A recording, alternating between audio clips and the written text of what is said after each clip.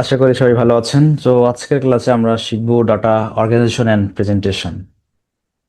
তো data collect করে নিয়ে আসার পরে সেটাকে আসলে সুন্দর মতো অর্গানাইজ না করলে সহজে বোঝা যায় না। আবার সেটাকে যদি আমরা অর্গানাইজেশন পড়ার পরে সুন্দর করে প্রেজেন্ট করি তাহলে আরো বেশি সহজে বোঝা যায়। সো দ্যাটস ওয়াই আমরা আজকে শিখবো ডাটা অর্গানাইজেশন অ্যান্ড প্রেজেন্টেশন।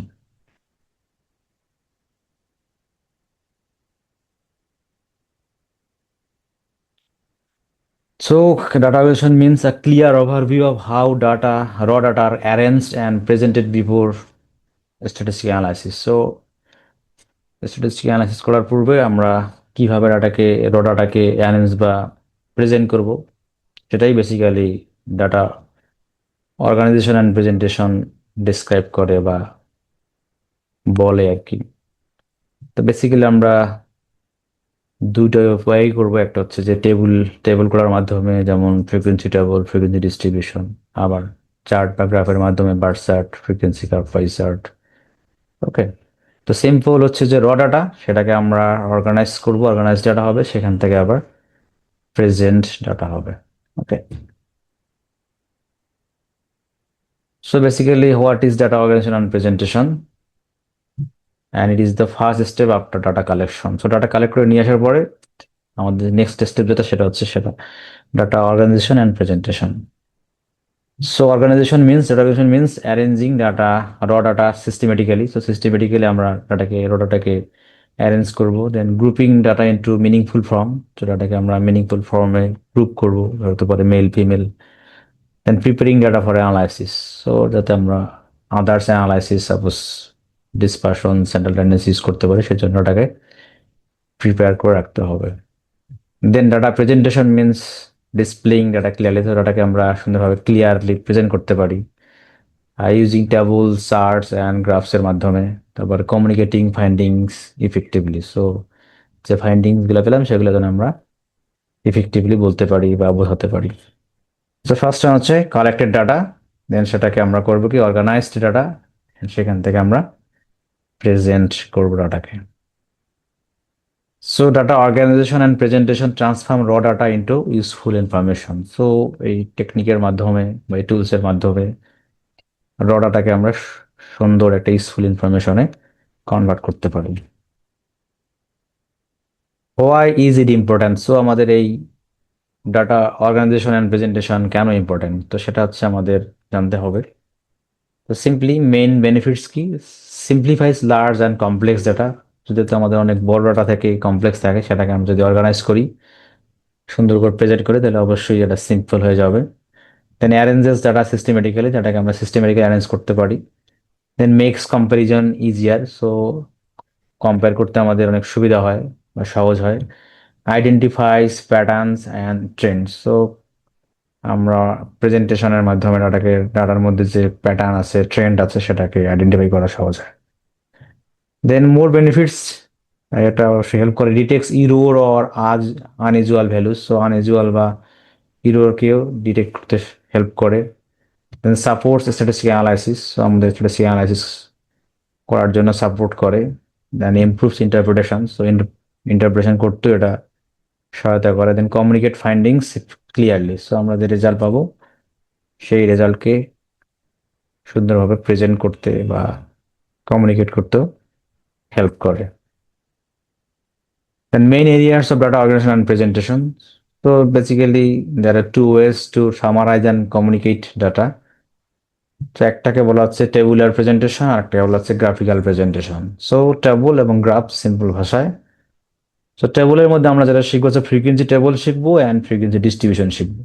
ঠিক আছে, আমরা নিচে যে আহ, দিয়ে দিছি frequency table and frequency distribution. So দেখতে আমাদের ফ্রিকোয়েন্সি টেবল এবং ফ্রিকোয়েন্সি ডিস্ট্রিবিউশন থেকে এরকম হবে, যেটা হয়তো আমরা সামনে গিয়ে শিখবো কিভাবে আমরা ফ্রিকোয়েন্সি টেবল এবং ফ্রিকোয়েন্সি ডিস্ট্রিবিউশন তৈরি করব।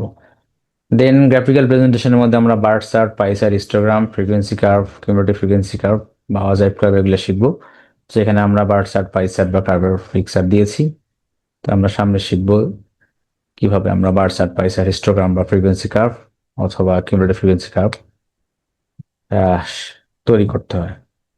Both methods are important and are often used together in statistical analysis. So আমাদের টেবুলেশন বা টেবুলার প্রেজেন্টেশন অথবা গ্রাফিক্যাল প্রেজেন্টেশন দুইটাই কিন্তু আমাদের স্ট্যাটিস্টিক্সে খুবই ইম্পর্ট্যান্ট, এবং দুইটাই অনেক সময় আহ, একসাথে ইউজ হয়, আবার আলাদাভাবে ইউজ হতে পারে। দেন টেবুলার প্রেজেন্টেশন, তো it means arranging data in rose and columns. So column এবং রোর মাধ্যমে ডাটাকে প্রেজেন্ট করাই নর্মালি বলা আছে tabular presentation. So tabular presentation gives a systematic view of data and helps readers to see exact values and frequencies. So tabular presentation এর মাধ্যমে আমরা আসলে ডাটাকে দেখতে পারি, অথবা রিডাররা সহজেই দেখতে পারে যে আসলে কোন ক্যাটাগরির কত ভ্যালুস বা ফ্রিকোয়েন্সিজ আছে। যেমন আমরা এক্সাম্পল, ফ্রিকোয়েন্সি টেবল কি করে, counts values and categories. So এখানে category A B C, frequency for example এটা একটা imaginary data, so 8 12 5। Then frequency distribution, সেটা কি করে, groups data into interval, so নির্দিষ্ট ইন্টারভালে এটাকে গ্রুপ করে ফেলে। সো এখানে আমাদের মার্কস থাকে, যেমন আমরা 40 to 49, 50 to 59, দেন 60 to 69 এভাবে ইন্টারভাল করতে পারে। দেন প্রতি ক্লাসের ফ্রিকোয়েন্সি 4 9 12 এভাবে আমরা কাউন্ট করবো। সেটা আমরা শিখবো কিভাবে ফ্রিকোয়েন্সি ডিস্ট্রিবিউশন আমরা তৈরি করবো। And graphical presentation means showing data visually through charts and graphs. So chart of গ্রাফের মাধ্যমে আমরা ডাটাকে ভিজুয়ালি প্রেজেন্ট করবো, সেটাকে নর্মালি গ্রাফিক্যাল প্রেজেন্টেশন বলে। তো এর মধ্যে আমরা শিখবো, হ্যাঁ, bar chart, pie chart, histogram, frequency curve and ogive বা কিউমুলেটিভ ফ্রিকোয়েন্সি কার্ভ, এগুলো আমরা ওই পাঁচটা শিখবো। Then graphical presentation helps viewers quickly understand patterns, comparisons, distributions and trends. So graphical presentation এর মাধ্যমে খুব সহজেই ডাটার মধ্যে যে প্যাটার্ন আছে বা ডাটাকে কম্পেয়ার করতে পারি, ডিস্ট্রিবিউশনের শেপ বুঝতে পারি বা ট্রেন্ড দেখতে পারি।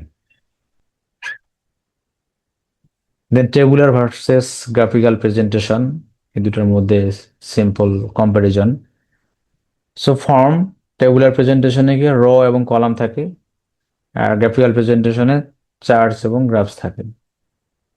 মেইন পারপাস সিস্টেমেটিক অর্গানাইজেশন, ডাটাকে আমরা সিস্টেমেটিক অর্গানাইজ করার জন্য আমরা টেবুলার ফর্ম ইউজ করে থাকি, আর কুইক ভিজুয়াল আন্ডারস্ট্যান্ডিং এর জন্য আমরা গ্রাফিক্যাল ফর্ম বা প্রেজেন্টেশন ইউজ করে থাকি। Suitable for exact values and frequencies, so exact values and ফ্রিকোয়েন্সির জন্য টেবুলার বা টেবুলার প্রেজেন্টেশন ইম্পর্ট্যান্ট বা suitable. And patterns, trends and কম্পারিজনের জন্য গ্রাফিক্যাল প্রেজেন্টেশন বেশি useful. Example, frequency table, frequency distribution, এগুলো হলো আমাদের tabular presentation. And then bar chart, pie chart, histogram, এগুলো হলো আমাদের graphical presentation. Okay, then interpretation, হ্যাঁ, টেবুলার প্রেজেন্টেশন আমরা মোর ডিটেল দিতে পারি বা ডিটেল থাকে, আর গ্রাফিক্যাল প্রেজেন্টেশন আমরা দেখেই ফাস্টার এবং ইজিয়ার, সহজে আমরা দেখতে পারি এবং বুঝতে পারি। Both forms are important and can be used together. So দুইটাই ইম্পর্ট্যান্ট, এখন অনেক সময় দুইটাই একসাথে ইউজ হয়, আবার আলাদাভাবে ইউজ হতে পারে। সো প্র্যাকটিক্যাল এক্সাম্পল, ঠিক আছে, suppose examination marks of 50 students. So আমাদের এটা র মার্কস ফর এক্সাম্পল, এখানে যদিও 50 নাই, একটা এক্সাম্পল হিসাবে কিছু মার্কস দেওয়া হয়েছে। এটাকে আমরা অর্গানাইজ করতে পারি টেবিলের মাধ্যমে, যেমন এটা ফ্রিকোয়েন্সি ডিস্ট্রিবিউশন, মার্কস 40 থেকে 49, 50 থেকে 59, 60 থেকে 69, দেন ভেরিয়াস ফ্রিকোয়েন্সি যেখানে দেওয়া আছে। ওকে, দেন সেটাকে আমরা প্রেজেন্ট করতে পারি যে গ্রাফ, হ্যাঁ, হিস্টোগ্রামের মাধ্যমে করতে পারি, আবার আমরা ফ্রিকোয়েন্সি কার্ভের মাধ্যমে করতে পারি।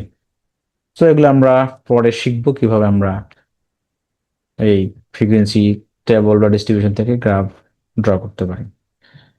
So simply, tabular presentation organizes the data and graphical presentations make it easier to understand visually.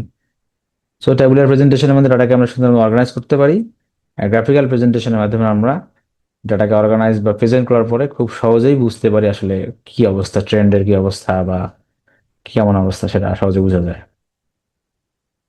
Next ক্লাসে আমরা কি শিখবো? নেক্সট ক্লাসে আমরা টেবুলার প্রেজেন্টেশনে শিখবো আসলে কিভাবে আমরা ডাটা কালেক্ট করে নিয়ে আসার পরে সেটাকে সিস্টেমেটিক্যালি অর্গানাইজ করতে পারি। সো ফ্রিকোয়েন্সি টেবল আমরা কখন ইউজ করবো? Category wise count of data, যখন আমরা ক্যাটাগরি ওয়াইজ, যেমন মেল ফিমেল, ওকে, বা রিলিজিয়ন, হিন্দু মুসলিম বৌদ্ধ খ্রিস্টান, তখন আমরা ফ্রিকোয়েন্সি টেবল ইউজ করবো। Then frequency distribution, grouped organization of numerical data. So numerical ডাটার ক্ষেত্রে আমরা ফ্রিকোয়েন্সি ডিস্ট্রিবিউশন ইউজ করবো, যেমন এই যে একটু আগে আমরা দেখলাম মার্কস বা স্যালারি, ওকে, দেন হাইট, ওয়েট বা এজ, এসব ভেরিয়েবলের ক্ষেত্রে আমরা ফ্রিকোয়েন্সি ডিস্ট্রিবিউশন ইউজ করব। সো আজকে আমরা যেটা শিখলাম আজকের লেকচারে, সো কি আইডিয়া হচ্ছে আমাদের র data must be organise before analysis. So আমাদের র ডাটাকে অবশ্যই অর্গানাইজ করতে হবে বিফোর অ্যানালাইজ করার পূর্বে অবশ্যই অর্গানাইজ করতে হবে। Then presentation makes data meaningful and clear. So আমরা যখন ডাটাকে প্রেজেন্ট করব বিভিন্ন গ্রাফ বা চার্টের মাধ্যমে, সেটা সুন্দরভাবে ক্লিয়ারলি মিনিংফুললি প্রেজেন্ট করবে ডাটাকে। সো টু মেথডস আমরা শিখলাম, একটা হচ্ছে টেবুলার প্রেজেন্টেশন, যেটা ইউজ করে রোয়াজ এবং কলামস, র কলামের মাধ্যমে আমরা টেবুলার প্রেজেন্টেশন করব, and graphical presentation uses charts and bars, ঠিক আছে, বা গ্রাফস। সো চার্ট এবং গ্রাফের মাধ্যমে আমরা গ্রাফিক্যাল প্রেজেন্টেশন দেব বা ইউজ করব। So both method support comparison, interpretation and communication. So দুইটা মেথডই বেসিক্যালি কম্পারিজন বা ইন্টারপ্রিটেশন এবং কমিউনিকেশনের জন্য ইউজ করা হয়। তো নেক্সট ক্লাসে আমরা টেবুলার প্রেজেন্টেশন শিখব, কিভাবে আমরা ফ্রিকোয়েন্সি টেবল বা ফ্রিকোয়েন্সি ডিস্ট্রিবিউশন তৈরি করে সেগুলো শিখবো। তারপরে হয়তো আমরা পরে গ্রাফিক্যাল প্রেজেন্টেশনের দিকে যাব। তো আশা করি বুঝে গেল কেন আমাদের data organisation and presentation important, এবং কেন আমরা ডাটাকে অর্গানাইজ করব বা প্রেজেন্ট করব। তো আজকের ক্লাস এ পর্যন্তই। কারো যদি কোনো কোশ্চেন থাকে অবশ্যই কমেন্টে জানাবেন। ততদিন পর্যন্ত ভালো থাকুন। নেক্সট ভিডিওতে আবার দেখা হবে। সবাইকে অসংখ্য ধন্যবাদ।